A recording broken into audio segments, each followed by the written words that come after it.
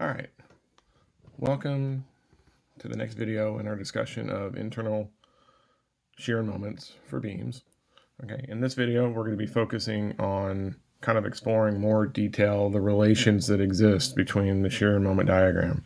Now, if you recall from the last video, we showed that there was, a first order derivative that related the moment back to the shear, but we're going to kind of go into some more detail in this one. So without further ado, we'll get started. All right, so let's take just a simple case, okay? In the last example, we were dealing mostly with point loads, but on this one, we're going to focus our attention to just a simply supported beam with a distributed load W acting over some span of length L. Okay, now we save ourselves a static, we find our free body diagrams, and we find that the support reaction here at the left, if I call this as A, and I call this as C, that the support reaction is WL over 2, which is basically, it's the total of the load divided by 2, because the full thing is loaded, it's symmetric, so that's WL over 2, and then the other side is also WL over 2. Now, in our last discussion, we went through and kind of showed you how you could generate the generalized equations, and with that, I could generate shear moment diagrams. Okay, so we're going to kind of follow the same process, but at least now we'll be able to show how you handle distributed loads. All right, so for us, we're going to start off and we're going to draw a free body diagram, okay, of the generalized system. Okay, and so you can tell that by looking at this free body diagram, whether I cut it here or I cut it here or I cut it here, it's the same picture. All right, we have our reaction at A, this WL over 2. I have my distributed load W acting on this beam, and then here's my sign convention again. Okay, I've got my counterclockwise moment at the cut location. I have a tensile axial force at the cut location, and then I have this shear acting downward at the cut location. Now, again, remember that downward shear is considered to be positive because of our basic sign convention for drawing shear moment diagrams. Okay, it's a little unusual. It's not the usual right-hand rule. It's not this guy anymore. Okay, we're not doing that. Okay, so if you have some questions on where this came from, go back and check the previous video, and they'll explain this in a little bit more detail. But for now, we'll assume that we've got that, and we can get ourselves moving on this. Okay, now the region that this picture is valid for is on the interval 0 less than or equal to x less than L. Okay, and so once I have that, this is a valid free body diagram. We've done our y's, weight, internal, support reactions, external. Okay, so we can come through and we can start writing our equation. So the first one we write is sum of forces x equals 0, tells me that the axial is 0. It's no surprise, all the load's vertical, so there's nothing horizontal to cause nx to not be 0. Okay, the sum of forces in the y direction, we're going to go up. Vertical is positive. Okay, and if I do that, then all we do is we take our reaction, WL over 2, and then I'm going to subtract off it the amount of the area of the load of the portion that's acting on x. So the total load acting on this length of x is W times x. Okay, the whole beam was W times L, but we're only looking at an arbitrary slice of it. So this is one of the tricks that happens in distributed load. So W times x, and then I'm going to subtract off Vx, and that's my equation. So we can show that the shear diagram is going to be equal to W times L over 2 minus x for this, okay? And it's interesting because now the shear is a function of x, okay? It's linear, and it's a negative x, so that we know that it's a linearly decreasing type of curve on this, okay? And we'll show you a little bit more here in a second.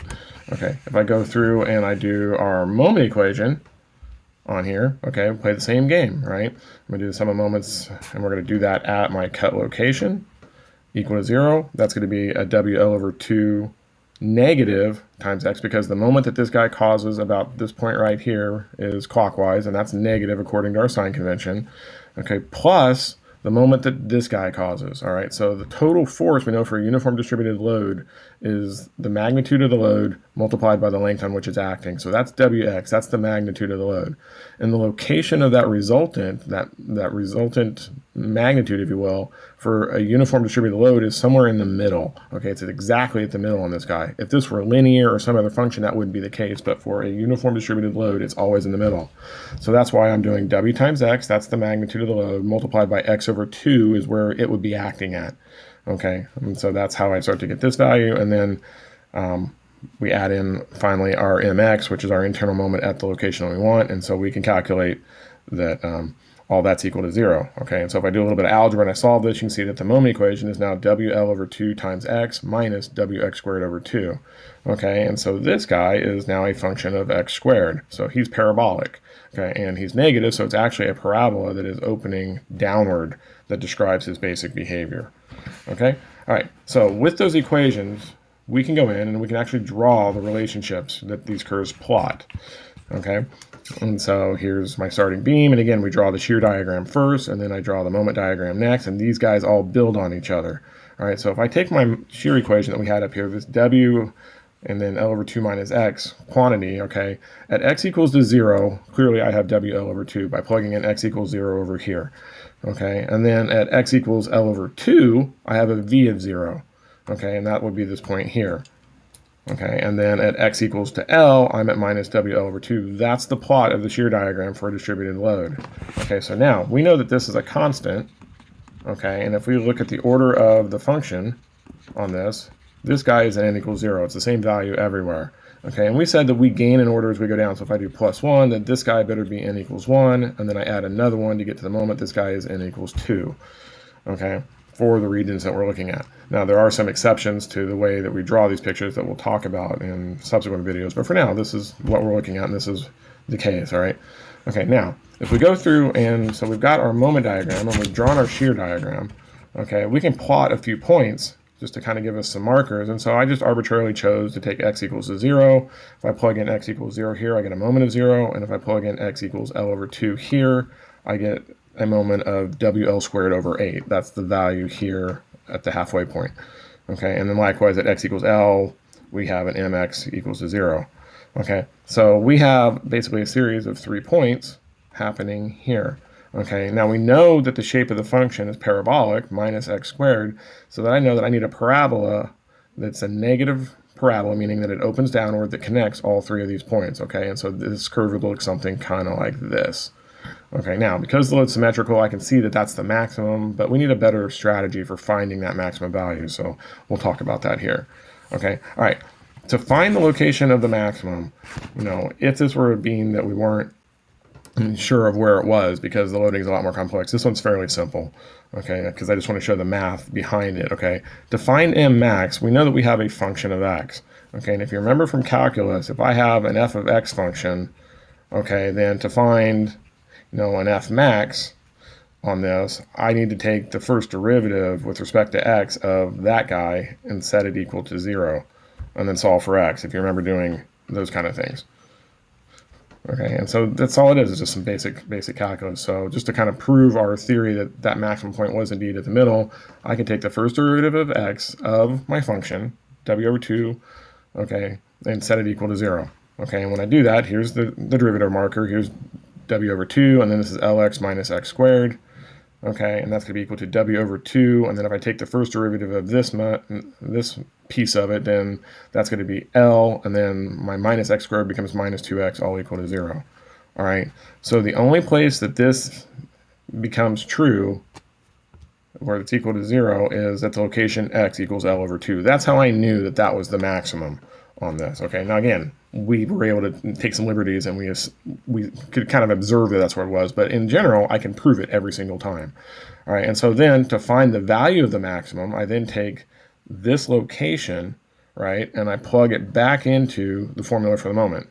Okay, this equation that we had back up here is w over 2 times lx minus x squared. And if I do that, you get wl squared over 8, which is what we want. So the maximum moment on this diagram occurs at x equals L over 2. Okay, this was at 0, and that was at L, just like we've been kind of working on. Okay? All right. Now, something to kind of notice on all of this. All right. Okay, if I come back and I look, okay, some things that we observed on our picture in the last one. Let's see if I can get this back up here so we can see a little bit. That if we go in and we look at our particular example, get this down a little bit. There we go. Okay, we know that m max occurs at x equals L over 2. We just proved that. Okay, and then likewise, that at that same point, v was equal to 0, okay, occurs at x equals L over 2. Okay, and so that's not coincidental. Okay, there's actually a relationship, and if you saw the last video, we kind of hinted at why that was. Okay. Okay, and that was because we know that the relationship that exists between the moment diagram and the shear is that the first derivative of the moment is equal to, with respect to x, is equal to the value of the shear at that same point. Okay, now, from calculus, we know that the definition of a maximum, or a minimum for that matter, is the point where that derivative is equal to 0. Okay, so if you recall, this first derivative of m, the first derivative of any function is the slope of the function at that point. So if I come and I find, that I have some sort of generic curve, and I'm looking at that point, the slope isn't equal to 0. That's not a maximum. But if I come over here, at this point, the slope is 0. That could be a local max, okay? But so could that guy, okay? That satisfies that requirement, okay? So we're looking at the slope then of, of our moment as a function of x curve as we start to look at this, all right? So maximum minimums, they're both equal to 0, okay? That's our fundamental min-max, okay? But remember, the other step that you have to do to prove it's a maximum function is you also have to look at the second derivative of it, okay? And so if our second derivative is less than 0, that's defined to be a location of maximum. Basically, my curvature is coming in, right? And it's starting to kind of flatten out, if you will. And then as soon as I get to the maximum, I'm completely horizontal. And then as I come over that, it starts to change and come back down this direction. Okay, and so that's kind of what we're trying to illustrate with this graph that we have here. All right. So to check for our particular equation, for this particular example, I'm going to check that second derivative. I'm going to take d dx of the first derivative equation we had. So we'll take this d dx of that w over 2 L minus 2x equation. And if I take the derivative of this whole thing with respect to x, w, L are both constants, x is the only variable, my final first derivative is just that it's a negative w less than 0. Okay, now for all positive values of w, this will always be true. Okay, so for that, we know that that's a maximum whenever w is a positive value. Now, recall that we did assume that w acting downwards is a positive value. Okay, so that kind of violates our sign convention, but that's just the way that we've assumed w, that downwards is a positive value. So for this region, this is a maximum, so we can prove it mathematically that that's a maximum value. All right, so it's pretty easy and pretty straightforward. If you can get those functions of x, then we're in business, okay? The equations of, there are a lot of resource manuals out there, the Manual of Steel Construction, AISC, and a lot of other design aids give you the equations for a lot of different loading scenarios, and they will give you the equations of those moments, or the equations of the deflection curves, or those kind of things. So I can always come back to the calculus and prove what's a maximum, what's a minimum, and start to solve things in that fashion. Okay. All right. Now, what can we do with this? Okay, so there's some simple rules that we were looking at. We'll get this out of the way here. Okay, and so let's see if we can come up with a faster and better way to calculate these shear moment diagrams, because the generalized equations are very useful. You'll use those a lot in your mechanics and materials.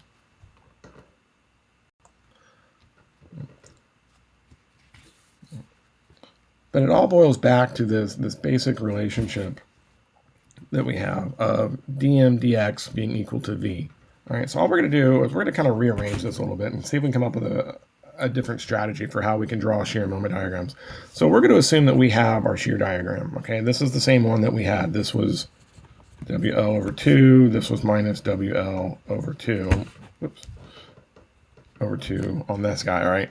All right, so if I take my basic relationship and we do a little bit of algebraic manipulation, I can take the dx on the bottom, put it on the other side, and say that the first derivative of m is the same as the shear multiplied by the derivative of x. Okay, and then all I'm going to do is I'm going to integrate both sides of this function. Okay, so let's take our shear diagram if we had it as we had it before, all right? I'm going to arbitrarily call the left as point A. I'm going to call B as, oh, excuse me, man. All right, sorry about that. A little bit of a frog in the throat there. Okay, so A is our left point. Okay, B is going to be here at the middle, if you will, at x equals L over 2, and this becomes x equals L. and C we'll call as the right side and has a value of minus WL over 2. Okay, this was our shear diagram as we drew it before. Okay, all right, so what we can do is we can say, well, let's just take an arbitrary region. Okay, I know that this was positive, and I know that this is negative. All right, so it seems to be reasonable. Let's just work with regions based on signs. So we're going to go from positive, from positive regions. So let's go from A to B. So this basic formula that we derived up here, if I integrate between B and A, okay, then that should be the same as the integral from B to A of this V dx. Okay, now, if you see this formula on this, I can kind of go one step further, that this is kind of an indefinite integral, that the integral of dm then is going to be the value of mb minus the value of ma if I integrate this thing. So the moment at b minus the moment at a is going to be equal to that same quantity. And we're going to leave that integral alone for just for a little bit. Okay, and so that means then that the difference between b and a is the same as the change in the amount, right? So if we come in and this was my curve, and this is my mb point, and this is my MA point, then this distance here is MB minus MA. We're going to call that as the change in M. Okay, that is just the difference that occurs from one point to the other. So I have the approach now that if I can calculate this change quantity, then all I have to do is, if I know this value and I know how much the change is, I can find the next point. Okay, and that's kind of the premise of the game that we're going to be playing here.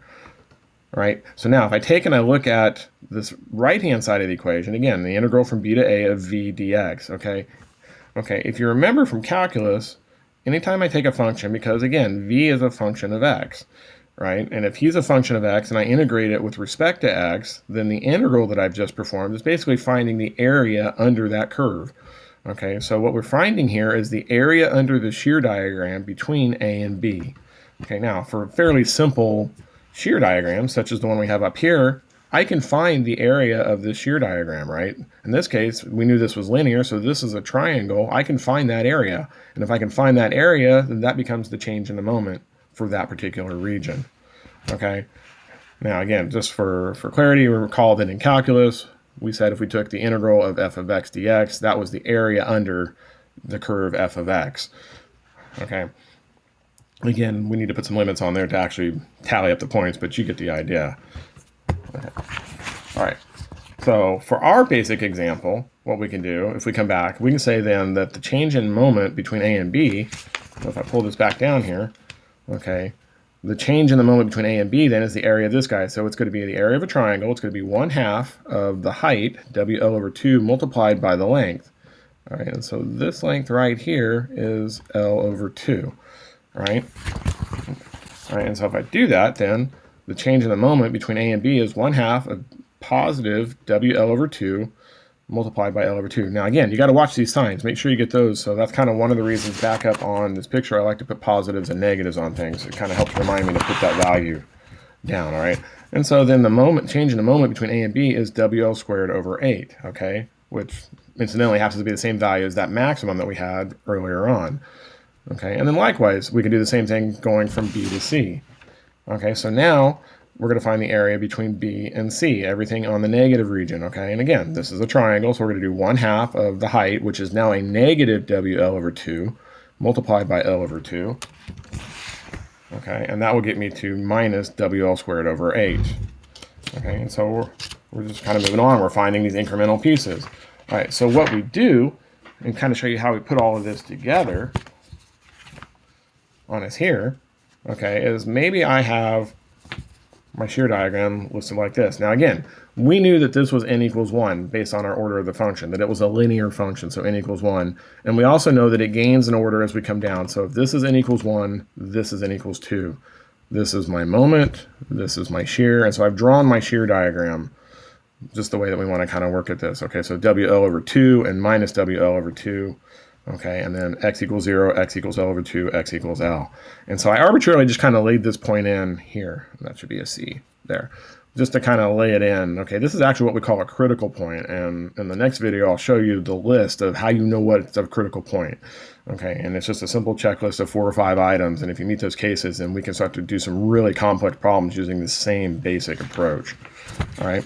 All right, so what we're going to do is we're going to kind of start to draw this based off of the shear diagram. Again, I have to have the shear diagram to be able to draw the moment. So if we assume that we're not on the beam, okay, and I start off at some 0 value, I'm going to start marching to the left because, again, this is a function of x, and so we're plotting this as a function of x, okay? And so at a, m of a, I know we're still at 0. There's nothing that causes this number to change immediately. Okay, things that would make this a non-zero value is if I had a concentrated moment, like from a fixed support reaction, then this could be a non-zero value. But for our example, it's 0 at A.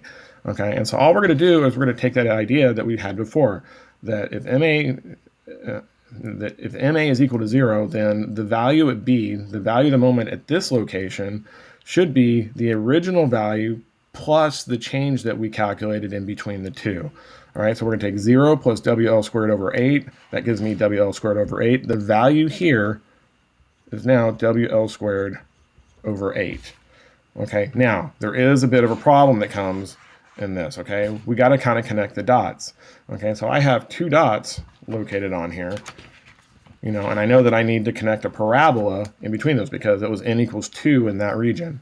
And in fact, these regions don't have to be the same. This is n equals 2, this is n equals 2, because this was n equals 1, and this was n equals 1. Okay, on more complex problems, that may not, this may be a 2, this would be a 3, this could be a 1. It doesn't have to be that way. This problem, though, that's the basic relationship. But this n equals 2 is an issue, because I know that there has to be a parabola. We know that it opens down, but how do we kind of mathematically prove this? You know, say I didn't know the generalized equation, I couldn't just see that function of x. We can still kind of work our way through this, all right? So here's what we're going to do.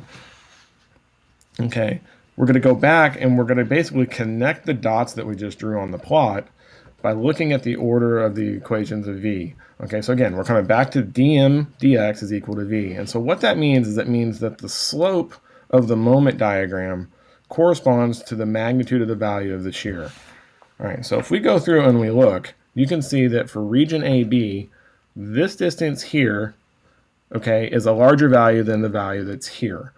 Okay, and so that means that this is positive, so the slope at this region has to be more positive. Okay, so if I draw that in, something kind of like that, it comes in kind of like that as a slope. Okay, and then here, the slope is actually 0, so we know it's horizontal. Looks something kind of like that. And now you can start to see the way this thing starts to connect itself. Okay, now, and that's kind of what we're showing here. We know that if we have 2 points, A and B, on here, that there are 2 possible n equals 2 curves that can fit those 2 points. Because remember, it takes 3 points to define a second order curve. Okay, so I could have either this option 1 where it curled this way, or I could have this option 2 where it curled underneath.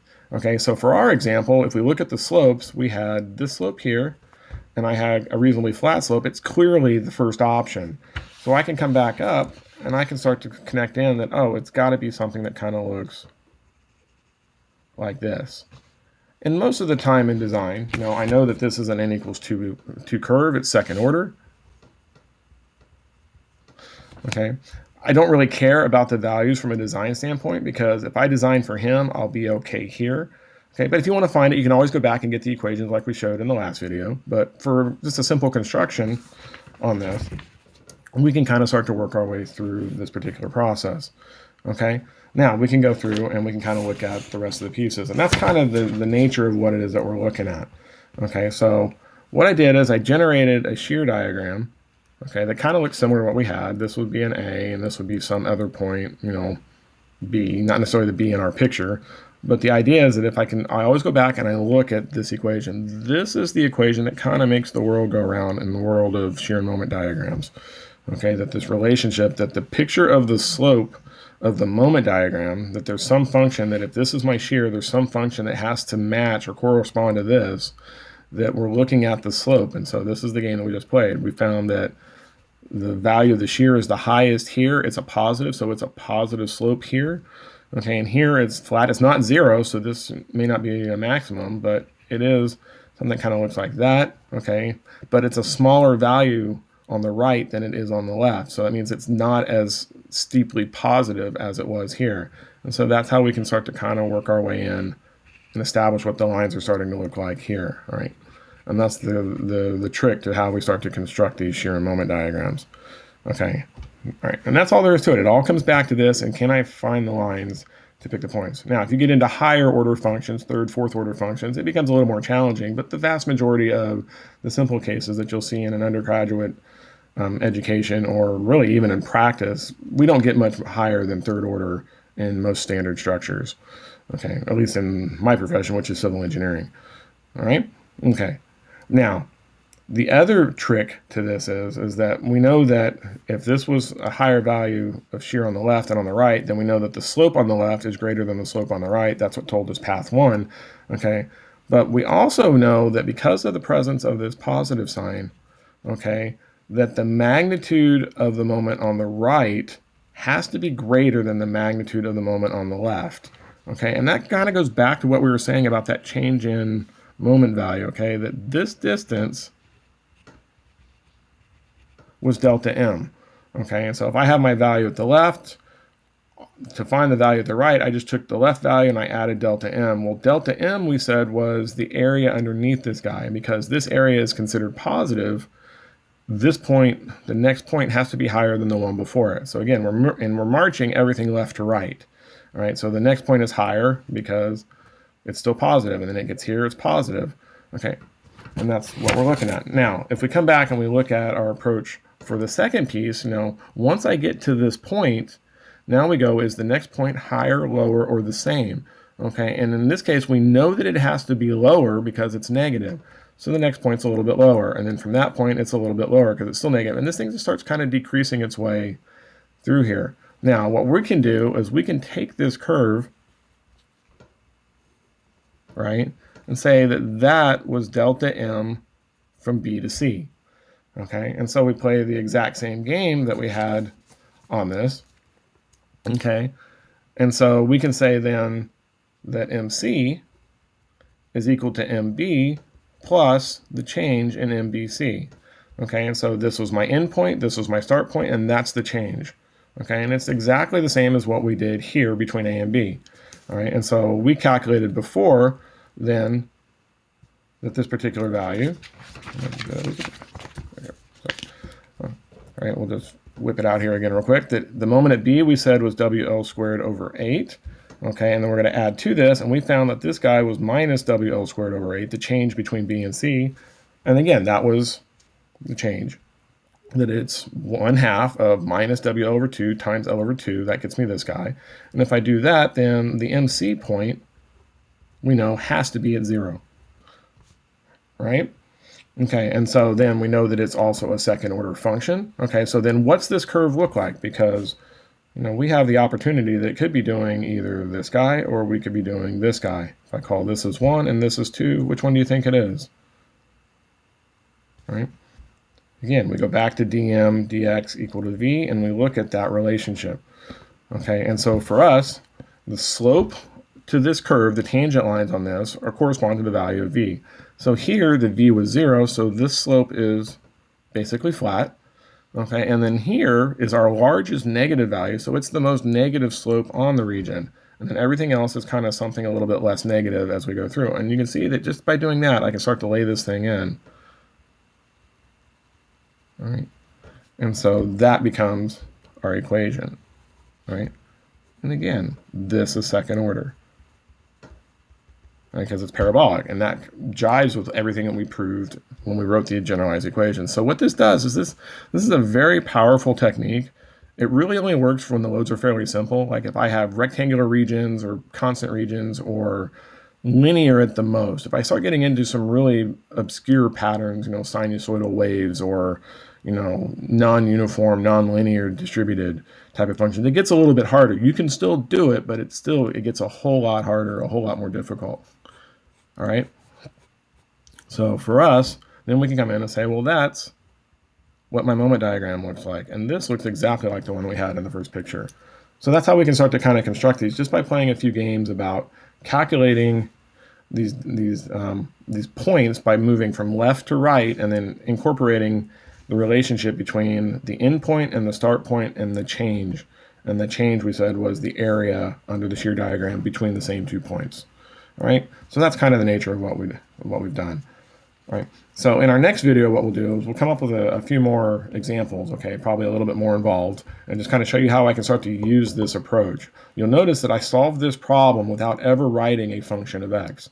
We did it as an exercise at the beginning of the lecture, but I can generate these pictures for simple diagrams just by following a few simple rules, and I don't have to write the functions of x.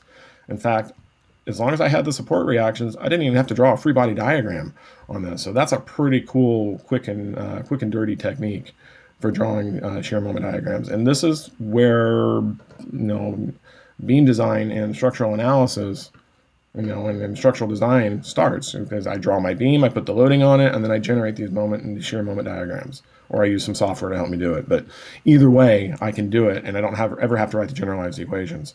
That being said, generalized equations are very important, and you will use them in other classes, and you have to have them to find deflections. But that's a discussion for a different lesson and for another day. So anyway, I hope this kind of illustrated, one of the more useful techniques for drawing a shear moment diagram, as well as helping to reinforce how generalized equations are worked. As always, if you have any questions, leave me some feedback down in the comments below. Make sure you subscribe to the channel, and I will see you next time. Thanks.